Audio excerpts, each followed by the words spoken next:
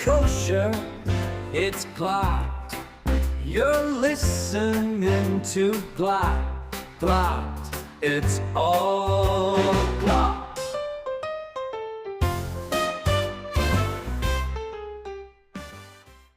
Welcome to Glatt. I'm Shlomo. This is Shifra Klein.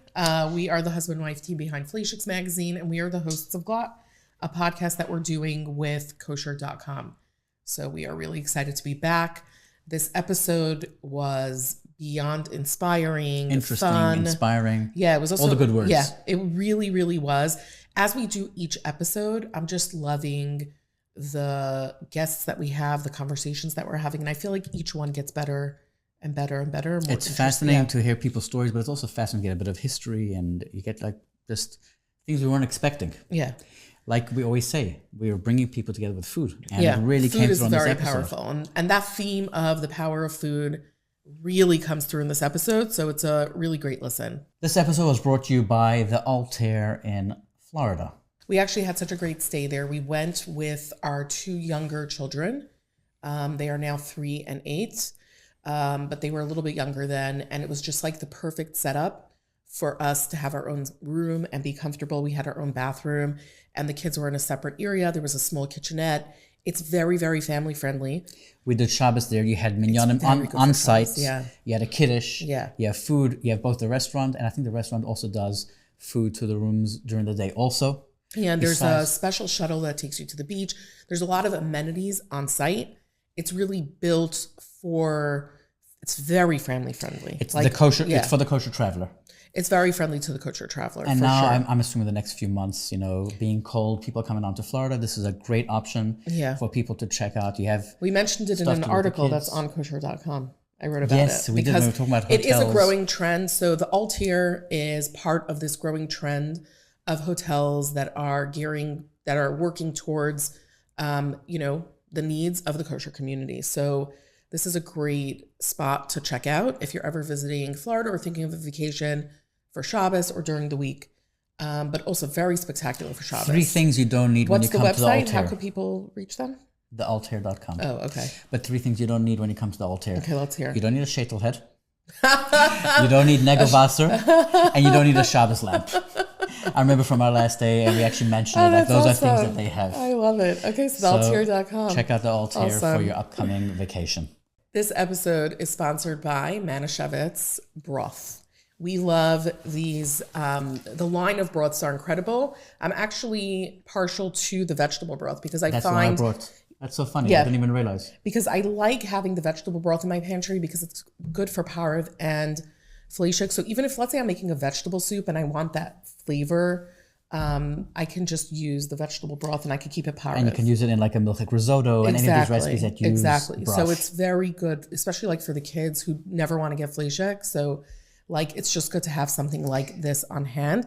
And it's a great substitute for the soup mixes or the soup powders because I'm really noticing something different. No MSG, no artificial flavors, colors, saying, or preservatives. That's amazing. So pick up Manischewitz in your local supermarket or even your mainstream supermarkets. Manischewitz is still one of the brands that you can find across the country.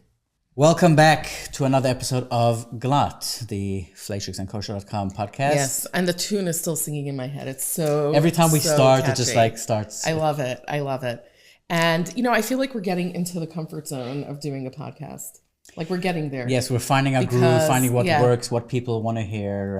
And your engineering skills are really coming to play. People can finally hear me because I'm actually... But today we're really excited because we have Ephraim Namdar, Effie, in our studio today. He is the proprietor of Beefli, which we will talk about. But we really started to do is talk a little bit about food news before we get into the episode, which is just a fun way to start the show, I think. So what's on tap this week? What's on tap this week? You know what I was thinking, though, next time is that, like, it would be fun if I prepare something and you prepare something, and then we don't tell each other the story. So it's like a new... So I'm the engineer and I'm getting homework. Yes. But... I'm fine with that, by the way.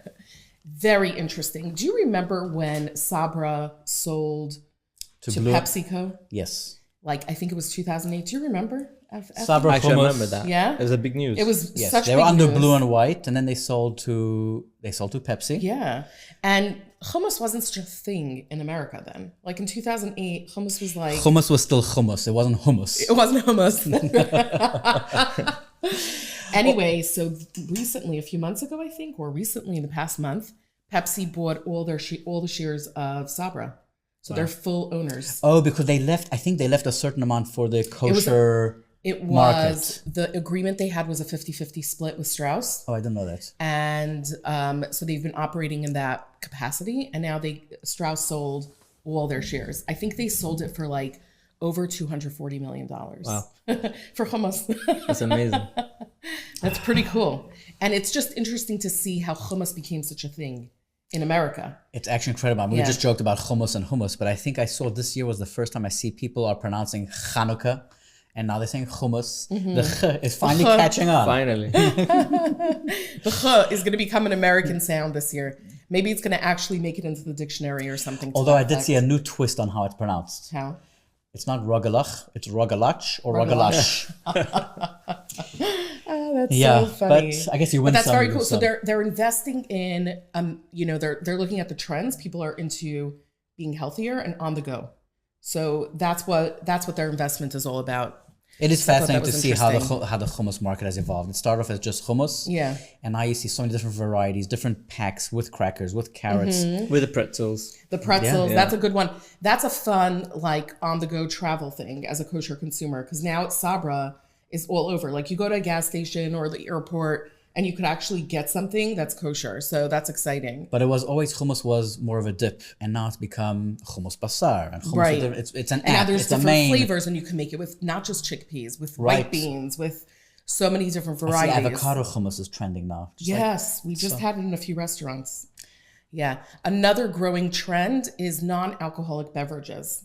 non-alcoholic. Now, non-alcoholic beverages is a growing what? industry. Like cocktails without alcohol? Yeah, like fake, like fizzy drinks, fun drinks that give you that taste like you're having alcohol, but you're not. Does that It's a fall under growing the industry. refreshers? I think so. Here, I wrote down the amount. Let me see. That's interesting. Oh, wait. because- Oh, I said 240, so I got it right. Okay. It said that this year alone, they did $740 million in sales this year for non-alcoholic beverages. It's We're not talking expected about to Coke hit. and stuff like that. You're talking No, about... we're talking about like spirit, like what's an example? It's a good question. mocktails. Yeah, like mocktails. It's expected to hit $4 billion by 2027. Okay, that's interesting because I That's would an think that the interesting spike industry. would be on the alcoholic beverages. Yeah, it's becoming, I think with both stories, we're seeing a trend for like people thinking about their health and like how food affects them a little bit more. And people are taking that into consideration. So people are consuming more strategically from a health perspective. And that's the growing trend in coming years. That's for sure. Fascinating. Yes. Today, our guest, Effie, is from Great Neck. We actually met him when in the magazine. The way we met him was actually very funny. Yeah. I mean, we knew about him and what he was doing, but Yeah. we were actually, I think we were doing a Persian crawl. We were going from one Persian restaurant to another. We were. So where did we go? We went to Great Neck, because where else are you going to go to get good Persian food? Great Neck. There are a few other places, but like the concentration here in New York is... Besides LA, where else could you get good Persian Well, you food? have one or two in the city. There is? Where? No, Great Neck. Great Neck. It's Anywhere Great Neck. else? I don't think so. You used to have in the city, I think now something just opened. You have one further on Long Island in Roslyn, maybe? Colba. Colba has a place Yeah. in Roslyn. Oh, that's But true. the biggest concentration is for sure Great Neck. Yeah, so we were in Great Neck. We're walking around. We just left Shiraz. You're near Shiraz. Yes, actually, right in the corner. Yeah. So we're walking down the block to get our car, and we see Beefli, and we're like, "Oh, this is interesting." So we walk in, and it's like, "What is this place? Is it a place for? Is it a shul? Are there shiurim?" It was so interesting. And Actually, it's all of the above. We actually have Wednesday night. We have Young Israel. They do shiur in our premises. We set up tables for them. We have the Divrei Torah and Chulent, and now we have the other stuff. That so it's Thursday every Wednesday night. Wednesday night, oh wow, the Persians start chilling early. we started making Chulent Thursday and Friday. And now we have Chulent available every day. Every day. Every day. People want it. So Wow. People are coming on Mondays and Tuesdays for challenge. absolutely, we are That is incredible. Are these Ashkenazim or Persians? Ashkenaz actually. From Brooklyn or Great Neck? Not from Great Neck, but we do get actually Wow. people. We have a couple of the Hatzalah guys come from 5 towns. They come to to Beefli for chulent. Yeah. So I've had people like Chulent was very, very delicious. Like I do remember we got it in a little cup. It was really yummy. For those that didn't try it in the store or aren't able to get to the store, I mean, you're not going to be able to get it either, but I'm just saying. He was at Kosher Palooza giving out chulent, and people really enjoyed it. That was a lot of fun. It was great. Yes. So that's where we met. But going back, so how did we even get to chulent and shiurim? Yeah. What is the store? It's jerky, right? Right. There was biltong, which was very interesting for you because... Do you do the biltong regularly or it's all the time? All the time. We started off, actually it was a couple of South African customers. They came in and they tried the jerky and they loved it and said, oh, you got to make biltong. And I was like, when people make suggestions, sometimes you just go, yeah. There was one guy, then two guys, then three guys. And I said, let me just look into it. So I went online and started researching biltong. I tested it out, and now it's become like one of our main items on Are you For our selling it? listeners who don't know what biltong is, you want to tell them? I should tell them? As a South African. You're the resident South African. So in my opinion, I mean, biltong opinion. is the OG dried meat, but it probably isn't. It could be. It makes sense that jerky came first, but it's the South African version. It's dried meat. It's there's a lot of vinegar in it.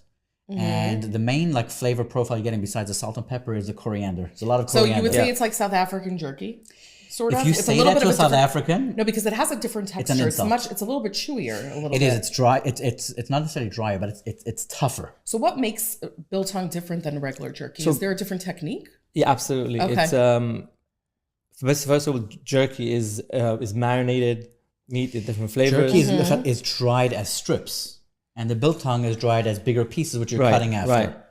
Okay. And what we call that actually when it's done, when it's ready in South Africa, it's called a stokkie. Stocky. A stokkie. Oh. Did you know that? No. Yeah. The biltong stick is called a stokkie. Okay, but from your perspective, what's the difference in the prep? The main difference is that jerky is dehydrated in machines. Oh. Whereas biltong, we cure the meat in like vinegar and other spices and salt. We cure it for like 2 days. Okay. And then we hang it to dry in a biltong box that we made ourselves. Interesting. And it's no machines. It's just basically air dried for 5-6 days. It's a fan just to circulate the air. Yeah, we actually, there's Do you have a light in there? I put one. Did you make your own box? I did. I went That is online. so it was the cool. coolest thing. I went online as a tutorial how to make it. Yep. And Okay. we actually use a computer fan. I had to buy it on Amazon. Okay. Yep. There's a computer fan on top. We have the holes for the airflow, and we That put a is little awesome. appliance light bulb because it has to have heat. It can't be LED. It has to have incandescent. It's a little bit of warmth. Yeah. Yeah. So that creates the airflow and. Wow, so you're a little bit of a scientist. Oh, once again, too. the heat. I Not think just a it's jerky hot. maker. Yeah. But you know what's interesting? If you go to South Africa and you see how they're air drying it, it would never pass any health inspection in the United States. They're using real fans in like an open-eared room. So interesting side note. Yeah. We actually made last year for Pesach, we koshered the kitchen for Passover, and there was too much work to kosher the dehydrators. So we put everything away, covered up. I actually made 4 new massive biltong boxes. So we had kosher for Passover biltong. That was the only thing we served. Yeah. Oh, you didn't do the jerky, you just did No, it was too much work. So we Were just people excited to try it? You're offering something a little different? absolutely. And also a lot of customers like jerky people are very meat lovers. So they need something. And when they tasted it, and there was different texture, different more meaty, more. What do you use for instead of vinegar? A different vinegar? Balsamic? Wine vinegar? We have 2 flavors. One is a traditional, which is absolutely the traditional coriander-based red wine vinegar formula, and then we made another one, which is our black pepper version. But does that use vinegar? No. Oh, interesting. So what you're curing it just in the pepper and salt and spices? Yeah, and for Pesach we use like gluten-free soy sauce. For now, during the rest of the year, we use regular soy sauce. Interesting. Is there any issue of kidneyot with the spices? So do people use it? Everything that if I remember quite correctly, so when for Passover, one of the flavors actually put on the labels for Kidney people. Only people that eat kidneyot. Kidneyot, and then and the other flavor was. Oh, that's the soy. The soy is part of the kidneyot. Yeah. Oh, interesting. It's not the spices. So Exactly. taking a step back, like how did you get into, when did you open up this shop? What year So was we that? opened, it was 2 years ago. So you're 2 very, years ago. very Yeah, new. yeah. And what made you decide to open, was it first a jerky shop? So I always had a passion for beef jerky. Okay. And in those days, in early days, there were no kosher. How long ago are we talking? Doing like we used to go to Lemare, for example, for business meetings, and they had They sell their meat and they sell their jerky. And it was phenomenal. And then It's a softer. You're talking decades ago, like 10, 20 years ago. yeah. Okay, yeah. So that was then. Beef jerky was not a thing in the kosher market. And nobody Yet. was, and not yet. Not yet. Yep. And it was bloody expensive. So am I allowed to say bloody? Yes. It's really expensive. So, and I always had a passion for it. And then like after COVID happened, I left the jewelry business after 30 years of being in the jewelry business. Okay. And I started making it at home and it came out amazing. And then just one day I just decided like, you know what, one of my friends, like, why don't we do this, you know, like, and started a jerky business. So we kind of like went in full force without really having any experience in the food industry. And the rest is history. We started making jerky. We found the store. We started buying the equipment. We started making jerky. And You started in the store. Or you started like at home first. no, after, because kashrut wise, you know, we wanted to So be. you started straight away in the store. Straight in the away, you location. know. I mean, you said you were playing around with it at home for fun. So I knew I could do So it. you had like a jerky, like that was your like sort of, you had a hobby Exactly. making jerky. By the way, that was another reason I had to really take it seriously and take it out of the house, because the smell was at home. You can make it in an oven, convect baked 170, 4 or 5 hours. The entire house will smell of jerky. Got it. So I was only allowed to dabble in it a couple of times. So we went in and we found the store and we just went in full force. And off the bat, people loved it. It was like, you know, especially there's nothing like that in Great Neck. Right. And after a while, we started, you know, thinking, okay, well, we're here anyway, and we have amazing clientele. Why don't we make other things? And then we started making chillent. And about, what was it, 2 months ago, we dabbled. We took it one step further. We actually started making sandwiches. So we do. We have more of an Israeli style. We have pargiot, baby chicken, schnitzel, and a falafel sandwiches and everything we make in. You should try. I don't know if you're shaykh to it, because in France they do charcuterie sandwiches. Imagine a baguette, but I don't know if it won't really work with Well, he's jerky. not doing charcuterie. It's jerky. Jerky is like, I don't know, could you put jerky in a sandwich? Actually, my manager, Justin, 2 days ago, he made himself a dried salami sandwich, because we dry salami. Dried salami. You make dried salami in your shop? Yeah. That is so cool. Okay, that I could see. Yeah. Or, I mean, I know in South Africa we're using the biltong. We have a biltong salad. Okay. Or people will shred it up and stuff. They shred it up almost like you could pulverize it, but it's very chewy. So, like, I can't imagine putting it in It's like true. A charcuterie sandwich is more. Sandwich and then chewing it. That's It sounds hard. my bad. Okay. Yeah. But if we could just get like personal for a few minutes, Sure. do you mind? No. So a few years ago? A few years ago. It was in the Five Towns when we heard this really tragic news story that, you know, a terrible story that happened to your daughter. And I'm just wondering if that was the same time as your business, or it was before or after time-wise. So Liel Zichron B'cha, she passed away in 2021, December 11th. I opened up the business afterwards. And she definitely had a big part in it. you know, like the reasons why I wanted to. And I didn't even know the reason, to be honest with you, but something was made me look for this idea of opening a business.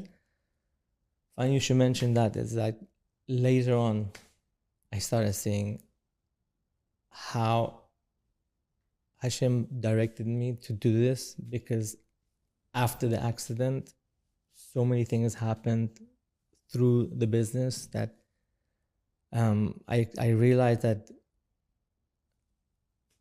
Hashem wanted me to be here, because all these things that I'm exposed to now is helping me cope. That's really interesting. With the tragedy. It's like for example, like, you know, like my wife and my whole entire family, as anyone can imagine, it was, well, like, a night we'll never forget. It was the most horrific experience anybody could. Most people can't Nobody imagine should have to ever experience. And after the Shiva, obviously life goes on. We have rules, regulations, we have halachot, and it helps you heal. The mourning process was for me was different. I couldn't let out my emotions the way my wife or my children did. I had to be the Abba, and so I didn't have that outlet. So it was like all kept in, Right. Like, So for you, that change and going into something new.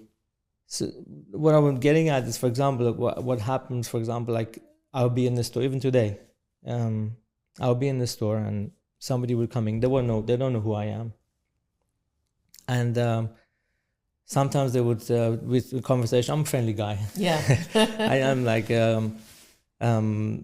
My sons always complain, why you keep hugging your customers? It's like, I'm a hugger, So they would come in and we'd chit chat, and then they would ask me my name, and I would say Ephraim Namdar, and they'd stop, and they would say, Namdar, sorry, do you mind if I ask, by any chance, are you any relation to Liel Namdar? Yeah, that was my daughter. And they would get all teary-eyed, and then inside I was thinking, my gosh, how many people heard about my daughter? Yeah. How many people did she affect? It was like, and then I get teary-eyed. But that interaction would be like form of like. It's a form of It almost helped you therapy. deal It's with like, it. Yeah. it's a release of Yeah, sorts. exactly. Yeah. I can't do that at home. Right. Like if at home I cannot cry. I'll go, if I'm in the shower, I'll cry when nobody can hear me. Right. So I have to be the Abba, So for I'm not example- trying being macho, but it's a responsibility. I can't Right. break down every 5 minutes in front of my. And even though you feel like doing that. Yeah. For That's example, very like tough. the 'Cause like the shiur or something, like you do these things in her memory. The sure is no, it's more of a like they come in. That's more the- Yeah, it's their thing, and I let them. right. Yeah. This wasn't something that you did intentionally as a distraction or a way to move on. Or maybe But you it helped. did. Maybe it was. Okay. Maybe Hashem. It gave wanted- you like a renewed yeah. purpose, because one of the things that when you hear something like this as a parent, like you were talking, like it's just very hard to imagine what you do after, So having something that gives you purpose and spread light to a certain extent is probably very therapeutic. Like for the Khayalim, we mentioned the Khayalim before. So I don't think, like, if I wasn't involved in this business, maybe this idea would not have happened. But like for her second side, we were thinking about what actually is coming up. We're going to Israel with Hashem. January 1st, we're going to Israel, and we're flying straight to Moldova. We're opening up a mikveh in Liel's memory. Oh, wow. In Mikveh Liel, it's a Chabad in Very Moldova. cool. That's another journey, incredible. There's no time to tell you about it today, but it's Wait, like incredible. why Moldova? Okay, in a nutshell. Okay, let's do it in a second, Okay. in a minute. Yeah. There's a Instagram like a blogger or not a blogger. What do you call it? Influencer. Rachel Ostroy. Okay. Yes.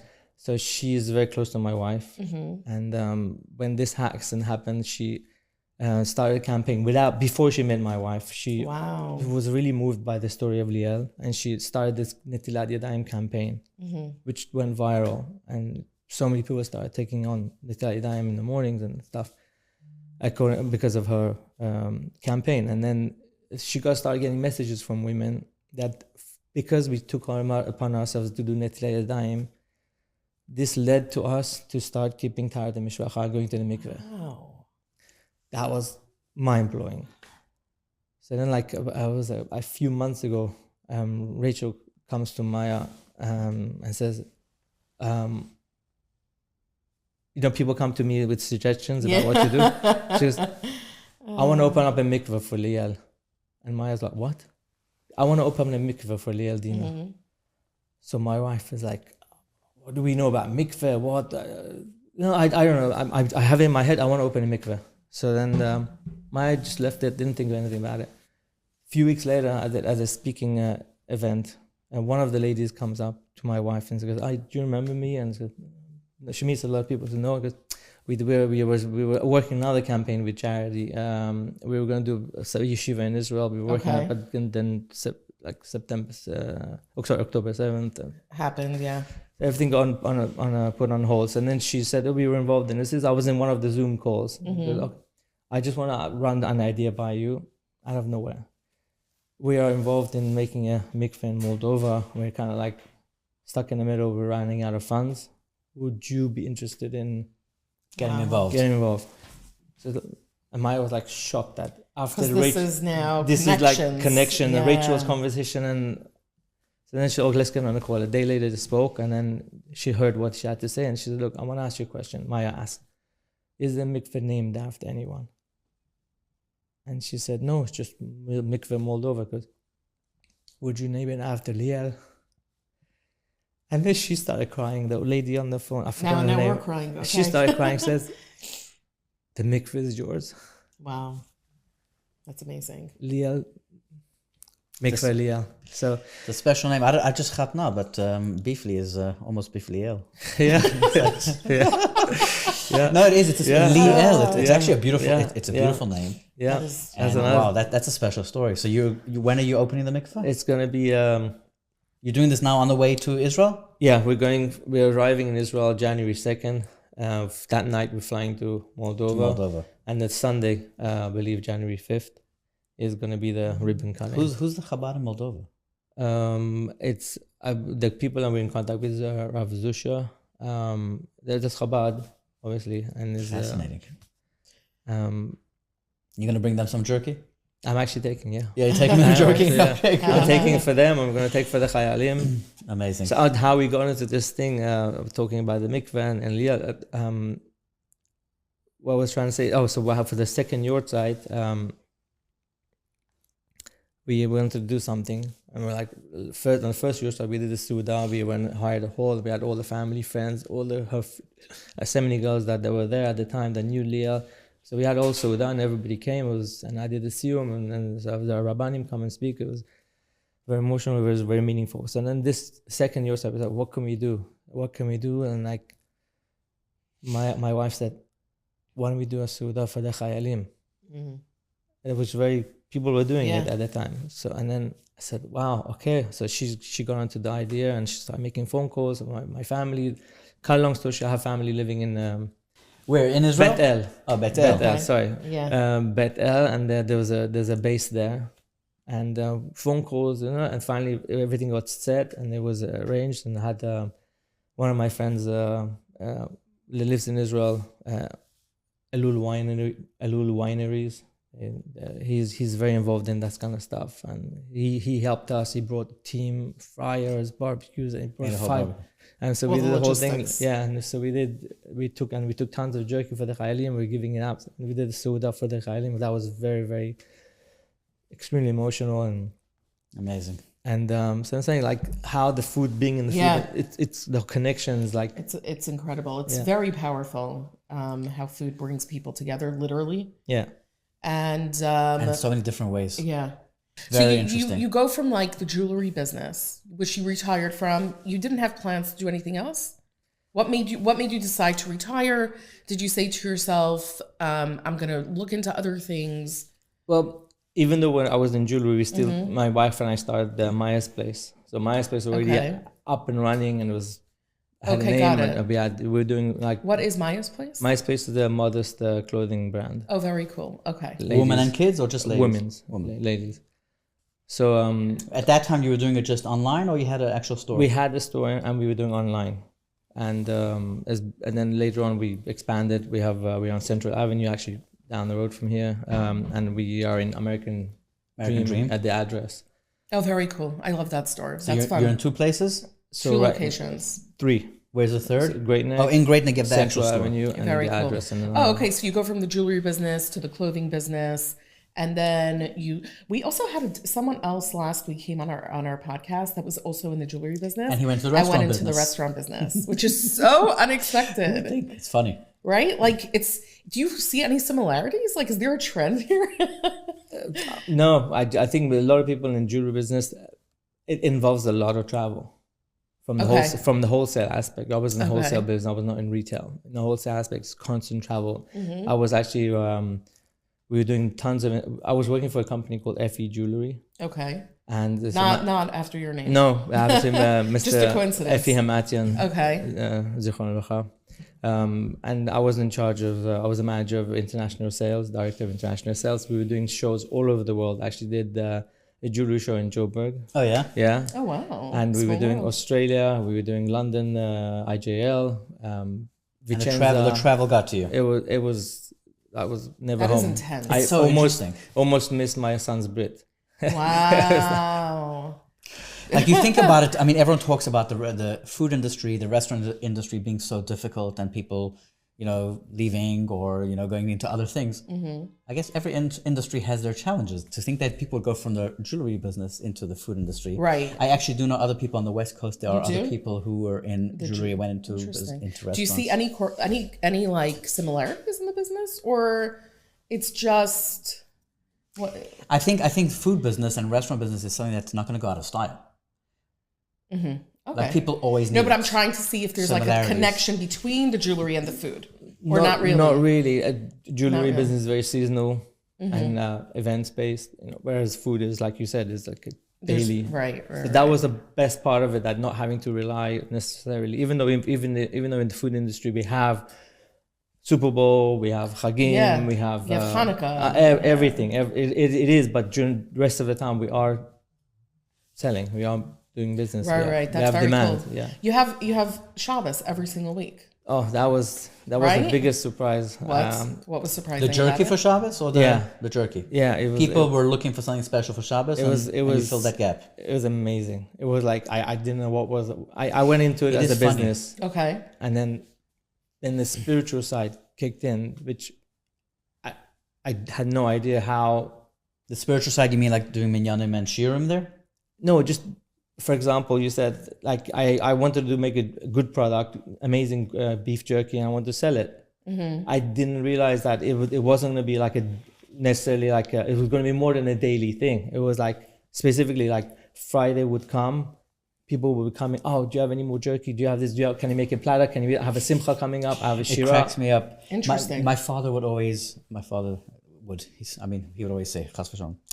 Just sounded bad. I'm sorry, but my father would always say, we see in supermarkets like Erev Yom Tov, we go to the supermarkets and you just see Yidden are busy.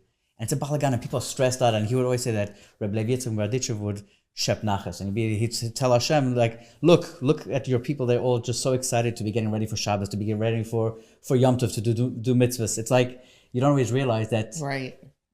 the actual being busy and working hard for Shabbos Is Yom Tov part is of the part of mitzvah. it. It's That's amazing. very beautiful. Yeah. But you see that in your business, that you see a big uptake in amount of sales for Shabbos, and you weren't expecting it. It became our main like Source of business. Yeah, it was- Platters or everything. People like either would buy packets for snacks for themselves, open up okay. and like I take jerky home in packets, and my kids after they have the fish Right. before the main course is served, my kids open up and they start munching on the. right. It's so interesting how something like jerky became such a kosher Jewish Shabbos staple. Yeah. What's yeah. your most popular flavor? Teriyaki twist? Teriyaki twist. Ooh, I like the name. It's actually twisted? Like it's No, the twist is that we add hot pepper flakes. Oh, okay, it's got a cool. kick. So it's sweet and spicy. Exactly. I have a question for you. What's the most popular flavor among the soldiers? After October 7th, everyone was sending jerky to Israel. I think they still are. Are people still sending? You're still sending? Yeah, we People were raising money to send. That was one of the things that they could take into the war zones, and they needed a snack and the protein. How much jerky have you sent to Israel? I think to date, I don't know exact count, maybe at least 5,000, 10,000 bags. I'm not sure. Wow. It's, because we have two sizes. Sometimes we have the 3 ounce bags and we have the 1 ounce. Are there any specific requests for the soldiers? No, but it's very interesting. Like again, it's nachat. Like everybody, we have our brothers and sisters in the front lines and risking everything for us. Right.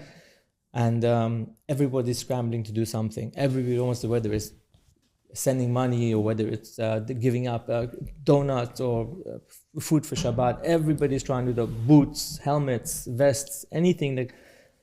So like when I got the opportunity, there's an organization, I believe it's called Thank the Israeli Soldier. Okay. And we met them. I think that's Yehuda. the Kleinmans, so we met them one time by chance. One of our friends was very close to them. We went to a house for Shabbat in Yerushalayim, and we went to the center. And the center is they have this pub, and they have everything you can imagine. They have socks, they have toothpaste, they have lotions, Very they have shampoo. We have anything something you like imagine. that here. It's like the Israeli center and The they're Chesed sending- Center. The Chesed Yep. Center. So then Israel Chesed they Center. would get demand from different bases or different.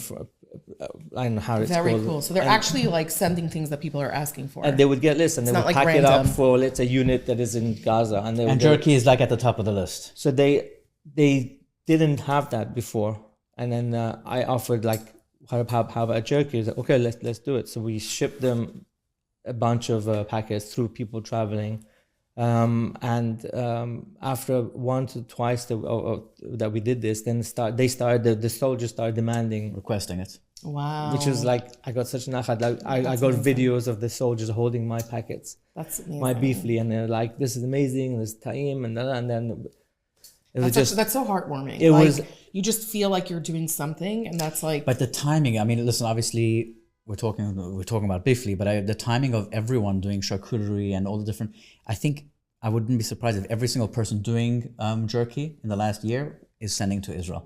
It's actually very high in I demand by didn't the even know soldiers. this. That's So we had this, and so they would contact me and say, we have travelers coming from the States. Would you be able to send them so they can bring with them for the soldiers? So like I scrambled. I never say no. I always try to make sure that somehow I get them something, so then we ship them to somewhere in the US and then take it with them. Oh wow! So you're working tirelessly So to it's do that. That's so cool. It just feels like, like I'm Yeah. giving them some simcha, giving them Yeah. something. It's Is such there good a feeling. connection between Maya's place and Beefli? Is your wife involved at all? Are you involved in Maya's place? I'm involved in MySpace a lot. We also have a warehouse in Great Neck. We do all the online shipping. So I'm managing the warehouse. Very cool. And I do all the accounting. So you also work with your wife a bit. Yeah, all the time. Does she work with you on the jerky? Absolutely. Yeah? She always complains about the smell. Me coming home smelling of jerky and meat and the spices and stuff. So I'm That's like, funny. but That's work? That's working together? no, but she's been at like my social media and all the The marketing. marketing. She's amazing at it. That's And, incredible. Like she's always behind the scenes, telling me do this, do that. Whose recipe is the challenge? It's actually not mine. Oh, it's not. Is it It's hers? no, Not hers either. It's your partner's or one of my. what? one of What's my the friends. secret to a good challah based on your observation? A lot of meat. A lot of meats. Yeah, and then we. Fatty meat or No, we use pretty lean. Pretty lean. meat, Oh, yeah, interesting. Yeah. what are you using for fat? So what we do is like when we do the jerky, when we're preparing the jerky, we cut Trimmings. off the trimmings. Oh, So love we it. put the trimmings Oh wait, into that the is chulin. very smart from a Yeah. business perspective. Yep. Nothing Because goes to you're waste. using Yeah. the extra fat from Right, the meat yeah. and you're putting it in the challah. And then That is brilliant. we actually do fish out the bigger pieces Okay. after it's ready, because Yeah. it's more for fat and flavor, but we Yeah, don't, we want the customers to get meat. Okay, now I see the connection a little bit from a business perspective. It's very smart to take the leftovers and use it for something. And It's like chefs have to get creative. the fascinating thing is now this something, the challenge is being served all week. Yeah. Okay, And so besides the Wednesday night shiurim, what other spiritual things are happening at Beefli? One second. We got to take a step back. Yeah. So the trimmings of the jerky evolved into chalent, which now became a spiritual thing, and now we have shiurim. Okay. We always say food is so powerful. Your jerky is going to soldiers in Israel. The chalent is bringing people into the store. There's something very powerful about food that brings people together, and it can almost give you a sense of purpose. Do you see that? Absolutely. Like I said, it started off with the Friday night preps, people coming in and, wait a minute, we're a part of people's Shabbat table. It felt amazing. It really Yeah. felt good. And then it then evolved smachot and then the soldiers, and then we had the shiurim, and then people. So the shiurim are just Wednesday night? Or It's Wednesday at the moment. It's Wednesday? Like, it's like every other Wednesday or sometimes every Wednesday. It depends what on the and schedule. you give out chalent. Chulin, That's your thing. and then now we still do the jerky, and then we also have the sandwiches. So You have minyanim by you also? no, No? Only when they're that nice Arvid. Okay, so is that the next step? We're going to turn your store into like a little stiebel. Oh, you never know. Never know. Maybe it's the Never food. A minion factory. Maybe it's the food. So what's the hardest part about running a food business? That's a common denominator with all food establishments. It is a lot of work. Okay. Whether you're a baker waking up 5 a.m. or whether you're making jerky or restaurant or whatever it is, There's no set hours. It's exactly like No, It's like it's not a 9 to physical. 5. It's not a 9 to 5. Not a 9 to 5. But do you find that with any business? Like, what makes it different than, let's say, a clothing business that you and your wife run? Like, it's hard work also. Is it a different kind of hard work? But it has set hours. Like let's say we have 200 online orders. So we are scrambling. We have the guys, the team printing out labels. But bottom line, end of the day, when the last UPS pickup is the last UPS pickup. There's no. That's the clothing. Yeah. And the food? The food, let's say we, on a Thursday afternoon, somebody calls, I have a big event in Shul. I want 7 platters. And then another guy calls, I want 4 platters. And suddenly you're going to go and try and make it happen. Yeah, we have. I mean, Baruch Hashem for the business, but it is. But it means lot. that I have to spend more time and it takes away from my. Right. And you never know when you're going to get those orders. It's very interesting. You also mentioned something in the beginning when we were talking, which I relate to because my father is also in the food business. You said people were telling me to make biltong, and I said, okay, another suggestion. I find that for some reason, and I don't know if it's more in the food industry, but when you do food, people give you a lot of suggestions. Yeah. More than any other business. What interesting suggestions have you gotten? Do you know what I mean? Because everybody has, it? but you know what it is? I think I just thought about it when you started saying that, is that, let's say, for example, pasta, spaghetti bolognese. Okay. They grew up with their mother's or grandmother's recipe. And then this other guy's grandmother makes it completely different. Or another guy. So everyone has this flavor in their mouth of what they're used to. So when they taste But does yours, everyone have opinions like we do? Do we have more opinions? And we're not ashamed to. It's the way, I don't know what it is when you run a food. Anybody who's listening that has a food business will know what I'm talking about. What's the most interesting suggestion you've gotten? Suggestion. Oh, you know what? We'll take it back a step. Do you have any Persian influenced jerky? Are there Persian flavor? What's a Persian flavor? I mean, there's sumac, There's saffron. I don't know if I'm pronouncing it right. Actually, somebody brought me with the hechsher, obviously kosher. Then nothing comes in the store I wouldn't take anything for anyone. But they brought closed jar. It was like the highest acidification. They brought me a jar of tamarind. Yeah. So they said you should make something that's jerky good. with Nice that. sour. So it's sitting. Yeah. So Is tamarind? cool. I know it's used in Indian cuisine. Is it used in Persian? Yeah. Yeah. Is it used in Persian Yeah. food? Yeah. It's used in a lot of that area of the world food. I feel like tamarind is used in lahmacun. Yeah. That's Syrian. That's Syrian. That's Syrian. But there's a lot of spices that are shared along that region of the world. Maybe it's time for us to start making some jerky gourmet sabzi. Or making what are the other ones called? What's so interesting is that's very yeah, totally. We should make our own flavor. Like I collab with you. You guys come up with the flavor. I'll make Wow, it. we make I'm a being jerky serious. a jerky that would be tadig. so fun. We can have a lot We of fun. should make a fun flavor. That would be so fun. We just started actually finding. I did it talking of collabs. We there's a lady from one of my friends. She started this detox program, and this is a special diet, and everything's it's called Dahlia's Detox. Dahlia approved. Okay. And it's really really raging. It's everyone's getting on board with this thing, and and she collabed with us, and she gave us a recipe. Not the recipe. The recipe is I guess less calories. She gave us a list of approved ingredients.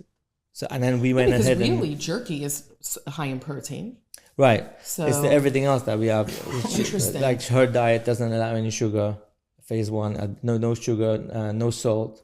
Obviously, no gluten. Okay. So she gave us all the approved lists. For example, we use gluten-free soy sauce, like you said. Yeah, no, it's sorry, I got Coconut for a aminos? second. Exactly, aminos, and then monk fruit Very cool. So so you made a nutritionist approved jerky and it has flavor. the label actually says that That's it's like a awesome. collab. It says Beefli and it says Dahlia's Detox. And how's that doing? I would imagine it's flying. I'm doing more of that than my regular Yeah. jerky. I imagine that's It's flying on- off the shelves. We're shipping like 20 bags, 30 Yeah. bags. Normally somebody would order online, they will buy 5 bags, 10 bags. You ship all your items? Where can people US. get it? It's on beefli.com. Beefli. And we How do you ship, spell it? And BEEFLI. Okay, very cool. Whoever's Where's listening. where's the name come from? I mean, I guess Beefli, but is there something to it, or how do you come up with the name? Beefli, like to I me? was Beefli to me. I yeah, guess. it was That's what I assumed. Yeah, me too. Is that the name? yeah, Beefli. We were looking for a good name, catchy name. We were spending hours. We hired companies to help us with the name, brainstorming, and to be honest with you, I don't know. Suddenly, we decided on This Beefli. came and you just went with it. we went with it. And then later on, like someone said, "Wait a minute, that sounds like Beefli," Oh, that's cool. which is from a marketing point of view, it's That's fantastic. very interesting Yep. because it's like a snack. Like Yeah, Beefli. yeah, and it's That's like very cool. Yeah, so I didn't Beefli, think of that. Beefli. Yeah. But it's funny because subconsciously my mind might have thought of that, and that's why like it will stick. Exactly, That in marketing. subconscious. Subconsciously, because we know Bisley, Right. the Beefli actually. Oh, and it wasn't intentional. No. Okay. And then funnily enough, That is another fascinating. thing, somebody else, I had some couple of American customers, they called me up and they're like, is this beef LI? Beef LI. Long Island. Hello. Beef Long Island. So Like the oh, Hashgacha Pratis of yeah, a name. exactly. That is very, very cool. So Great Neck is such an interesting neighborhood because I think in the past 2 years, kosher in Great Neck has exploded. It used to be there was the 3 Persian places, a pizza place, falafel place, and now there's so many new restaurants. There is. Yep. And Right? It's Israeli places. Your place. Yeah, and there's more coming. There's, Yeah. I don't know if you probably know, everything here in the food business. Let's see. Bravo just opened. Bravo just opened. Okay. You just got a nice new sushi I saw. Yeah. Tiger Yeah. sushi. And then You have 2 Israeli places, Paprika He and wants Nor. to see how much he knows, and then you'll tell us what it is. Let's do that. Okay, Shlomi, go. We're testing You got the fish place. Okay. The fish place, I forgot what it's called. Like a Dagim. Was it Dagim. yeah. Yep. Paprika? Paprika and Nor are the 2 Israeli Okay. places.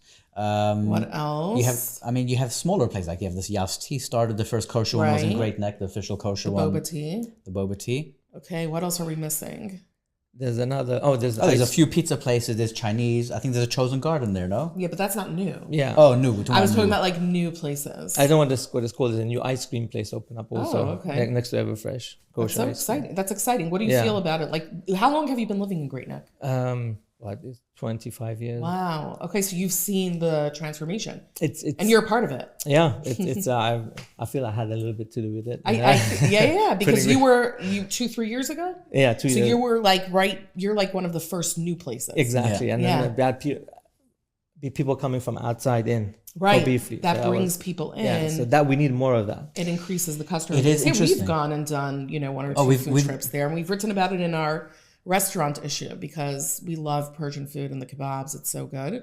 No, we'll go to So Great Neck every delicious. once in a while. now. Shop We see Delight people. is underrated for they make such good lunch sandwiches. Right. Very well priced. It's fresh. Have It's the delicious. bread, the bread. sangak. Sangak. Sangak? I love that. It's the coolest bread. Yeah. That's the long It's the sheet long of bread. bread. Yeah, it's like the long flat bread. It's very, very cool. Yeah, so We love. I mean, listen, we like trying all different foods, but we do really like Persian food. Like we'll go. We like Chattanooga, Shiraz, and Kolbe over going to just like another steakhouse, which Yeah. is fun also. But like you want to change it up, yeah. so we find ourselves in Great Neck every once Yeah, in a we while. got to know Persian food when we were when I gave birth 7 years ago in LIJ. Yes. So it's right nearby. Right. We got deliveries from the different. So that Persian was places. because we're originally from Brooklyn, but now we moved to Long Island and we were there, so we did Uber Eats. So we ended up with Persian rice, and it was so good. Oh my Nobody gosh. makes rice. Now I'm in the mood of an I- orange rice. Yeah, so good. I'm craving it now. Actually, my brother-in-law, Zichron Bacha, he's one of the partners in Shiraz. Oh yeah. Oh, really? Yeah. So Shiraz, I find is like a good balance because you have the Persian, but then you have a bunch of American. Because they make Yeah, like yeah. poppers, they have their Yeah. Yemenite pizza. That's Yeah, interesting. they're very into Yeah. like coming up with new items and What's evolving. your favorite Persian food? favorite Persian food? Yeah. Is so your background many. Persian? Yeah, Okay. I was born in Tehran, but I grew up in England. How old were you when you moved to England? I was 10, and then Wow. Oh, so do yeah. you remember Tehran? yeah, I remember so many things about it. wow. I remember. What was it like as growing up Jewish there? Well, as a kid, I remember just fond memories. I went to Jewish school. I remember the synagogue. I remember playing around in the synagogue. I remember. You don't have any bad memories of anti-Semitism and stuff like that? No. The only thing I remember is right in the beginning when the revolution started, that we would be driving around. It was completely safe, but we would see or hear there's a roadblock, there's a demonstration going on. That was the beginnings of it. Wow. So interesting. So you remember that, and then you left because of the revolution? We went, like most Iranians, we left thinking it's a temporary leave. So we went, we had a house in Oh, you Israel. thought you were going and coming back? Left, We left your everything. things. Everything. The apartment, we locked up. Like we had a house in Israel. So we said, let's go to Israel. We went actually 8 months in Israel. I went to school there for like 9 months. And we were thinking that the Shah is going to overthrow the revolution and then we're going to go back, which never happened. Wow. So the Iranians that left actually left thinking they're coming back. Everybody. Wow. Left That's businesses, left their wealth, their belongings, everything. Yeah, because when you leave temporarily, you leave in a different way than if you're leaving forever. Yeah. And it's fascinating to see the Iran. I mean, that whole exodus turned into a huge Persian community in Great Neck and the West Coast. Are there any other like big You said Persian you moved to England? So at the time, there was a community already established in England before the revolution. Oh, okay. So there was London, then they had Milan, Oh yeah. and they had, my uncle was part of a community in Hamburg, Oh, the Germany. Namdars from England, you were saying, right? Yeah. There also. So we wow, had so- Germany, and then there was US. These are them, and obviously is Israel. I mean, now Persians are kind of part of all the different communities, but you do see that concentration still in certain areas. Definitely. So Great Neck is the highest. Is it more than LA? Great Neck? Or it's the I believe, I think LA is probably more. is more. Yeah. Okay. Is LA only Persian? Wait, but we didn't get to your best Persian food. Oh, Got distracted. I have so many. Okay. So it's a hard question. So, So what did you grow up with as a kid? What do you remember? So with Persians, you have different cities, like you have Shiraz, you have Mashhad and Tehran. So I'm Mashhadi, so I'm from the Mashhadi community. So our food's a little bit different. So Where is it located? In Tehran, you said. no, Mashhad is like is another city in Very Iran. cool. Yeah. Okay, so what's the flavor profile there?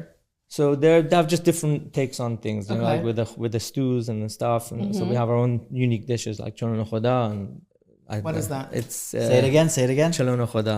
Cholona khada. It's Persian chalons. Is it really? It's like a stew? It's a stew you put on top of rice. It Okay. has meat. Is that the green one, the red one? It's green. The green one. Yeah. Full of herbs. With the beans Yeah. and lamb? Oh, and it has the preserved No. lemons. Is it lemony? I'm not. No, it's we're not very- guessing. That's So this is another one. based There's on the one- another. We're basing on the one that we know. Yeah, there's another one that you hasn't okay, very cool. with the lime. Right, the preserved lemons. The dried lemons. Okay, so Yeah. that was a childhood comfort Yeah, that food. was one. And then kebabs. My favorite is barg. Yeah. Which one? The barg, the The ground meat? steak. Oh, the steak. The steak. It's called barg, like strips of steak. How did they season it? I never was involved in that. Saying it's very simple. Like what is it? It is pretty simple. You know, I don't know how the restaurants do it, but it's just steak. Do they seasoned. also have the 3 or 4 different rices? The green one, the So I grew cranberry up with the white rice, and then we had obviously the green rice. Tadig? Tadig is my go-to because it's a product of any rice, Yeah. with the bottom of the. So whether it's Yeah. the green rice or the white rice, or It's the crunchy bottom of the pot rice. So, It's so good.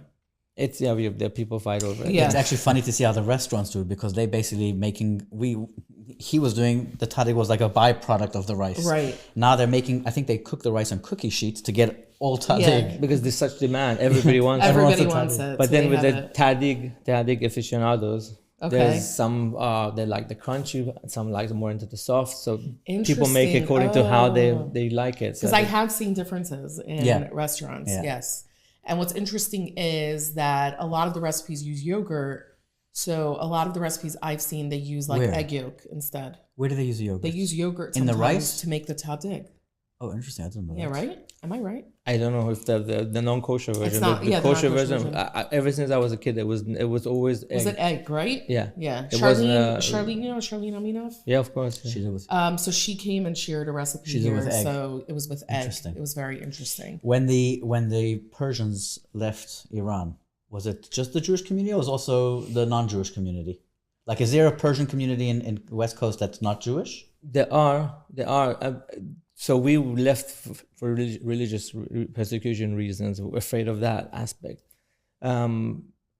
Non-Persian Jews that left, they left because of the association or the closeness to the Shah or the government, or they were involved in some. Oh, so they'd get in trouble. Yeah, so from when I was a kid, I don't remember so much of that. Like as far as what I see now is that definitely in LA there's a massive non-Jewish Persian community. Amazing. It's fascinating stuff. It's very. I want to cool. get back to the jerky. Can I see that? I want to see the different flavors that you do. Yeah, it's so cool. We have to bring it back to the flashings. So this is a little Hanukkah gift I brought for you. It's amazing. So you have sriracha, or however that's pronounced. Okay, go for it. Maple, honey mustard, bourbon, and classic. What's your classic flavor? Classic is a little bit spicy. It's it's soy sauce based, Worcestershire sauce. That's my favorite. You told classic? Me, you told me which is the bestseller. Yeah. Teriyaki is the bestseller. Classic is number 2, but classic is my go-to. Which would you tell us which cut of meat you use, or is that a secret? No. I actually tell people about it. It's a form like we. What do you use? We use top of the rib. Top of the rib. Oh, interesting. I like that. That's very smart. Definitely different. Because it's I could Some imagine people as use a top good of the rib, chew. some It use has shoulder. marbling. Most people use shoulder. Yeah, most people use shoulder. What made you choose top of the rib? Did you play around? Is this from your experimenting at home? At home, I used top of the. I used shoulder. You use shoulder Because when I went online, most of the recipes with shoulder. And then when we went to the store, we tried it with the top of the rib, and it was for me. I think it's day and night difference. It has that grain, so it kind of like separates I really better. like that's a very smart move. Yeah, I could see it's that. definitely For the costs more biltong money. also? Huh? Yes. Yeah? Yeah, I was going to ask you about the cost because the top of the rib is more more expensive expensive than than shoulder. shoulder. Yeah. That's a very cool definitely choice. Customers feel a difference. Yeah, because it has a nice marbling to it. Yeah. That's very, very cool. It's interesting. It's not the marbling. I mean, the marbling is great, but I think the texture. You know how like brisket, It's softer. It has that like but it's like almost like grainy, so it kind of like separates. It's easier to eat. It's not as it's fun. tough. Yeah, that's very cool. That's amazing. Yeah. Okay. What's the future of Beefli for now? So, Besides that, you expanded in the sandwiches. So we actually I became partners with I don't know if you heard of Green Olive Pizza. Oh Yes. yeah. So he's my new partner in Beefli. That is such an interesting shift. Yeah. There we go. And, So now we're going from jewelry to clothing to fleischiks to milchiks. Yeah, so actually, he's partnering up with Beefli. I'm not involved in Got it. it, Yeah, got it. So, but he has 30-something years experience in the food business. And what does he want to bring? What does he want to He do? is the mastermind behind the sandwiches, and he has a lot of. He wants to come and do. Moving forward. Basically we're planning on 2 things. I want to move closer to my dream is to get USDA approval, so I can do wholesale and sell everywhere. So we have to redo the entire kitchen. Everything has to be like different. It's look. tough. Yeah, it's hard, but that's my goal. And he's coming in to focus on The takeout, making it more of a. You're restaurant focusing on the bigger picture of the jerky. He's going to focus on the food aspect. Yeah. I love that. Like, I guess maybe that's your business knowledge of knowing where you want to expand, what you want to focus on, because that's a very unique skill that people do need for success in the food industry. Yeah. Like, it doesn't just, success doesn't just happen. It's really been inspiring to talk to you and exciting to hear everything that you're a part of. I think I'm due for a trip to Great Neck for cholent and some rice, some good rice. Yeah. Combine the cholent with rice. now you have to try sandwiches now. Oh, now I have to try sandwiches. Try All the right. sandwiches.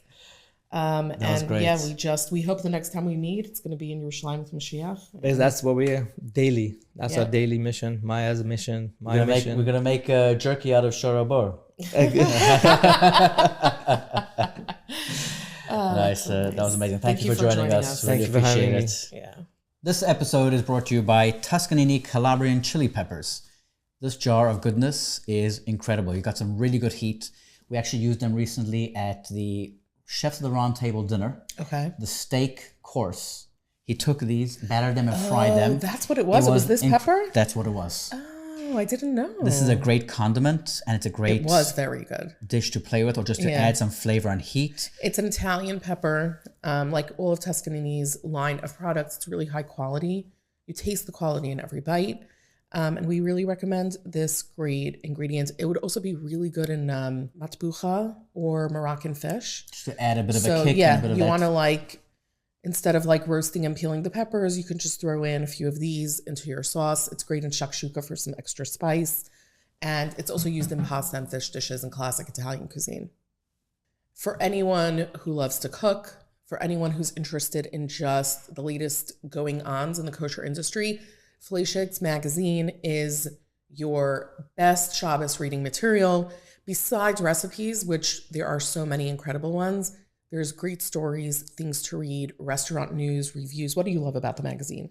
I know you're just a little I'm very biased, biased. but what do you love about There it? are different articles every month. I mean, I like it all. I like the travels part because you're just getting something new. I like the different cuisines when we do different cuisines. Yeah. I happen to like the ads because besides being creative and different and unique, which I actually hear from people, I'm obviously very much involved in that. And each one is like another story for me, how I got it or the relationship I have with a different person. Yeah. So it is personal. But The funny thing is that like sometimes Shlomi doesn't always read all the articles that are going to print. This is a secret. And then he's like flipping through the magazine. He's like, oh, this is so interesting. Oh, wow. So it's just something that everyone enjoys. We even had someone who's like in his 70s and retired that told us he loves to just like look through the ads in the magazine. There's really something for everyone. So just check it out at fleishix.com/what? www.fleishix.com. And you can follow us on Instagram at fleishixmag. That was great. That was a really interesting episode. Yeah. I'm happy we got Effie to join us. Yeah. His story is interesting. I didn't know about the whole people leaving Iran that way. Like there's And so timely. so many unexpected gems in episodes. Like when we interview someone and we have a general idea of what we're going to talk about, but then there are things that come up in the episode that even surprises you because you know the person, you speak to them before, you have what to do with them. Like all our guests, we have a general knowledge of what they're all about, but all of a sudden we're talking and we're starting to talk about the Iranian Revolution and how it affected the Jewish community. I mean, that was really, really fascinating. So It's it also was so more. enjoyable. It's also more timely now because of what's going on in the world. It was just, Yeah, it it was just- really interesting. It hits. Anyway, that was great. For more podcasts, check out Kosherdotcom/Glatt. You can watch our previous podcasts. Check out the magazine. Get a subscription for yourself or your friends. Yeah. And for more recipes, check out The Kosherdotcom. truth is that the conversations that we have here are just a small glimpse into the type of content that we share in the magazine, which we're very proud to say is full of ungoogleable content. You can't just find this stuff online. So it's unique to Fleishix. Let's put it that way. Looking forward to seeing you Next week or in 2 weeks. It's kosher, it's Glatt. You're listening to Glatt. It's all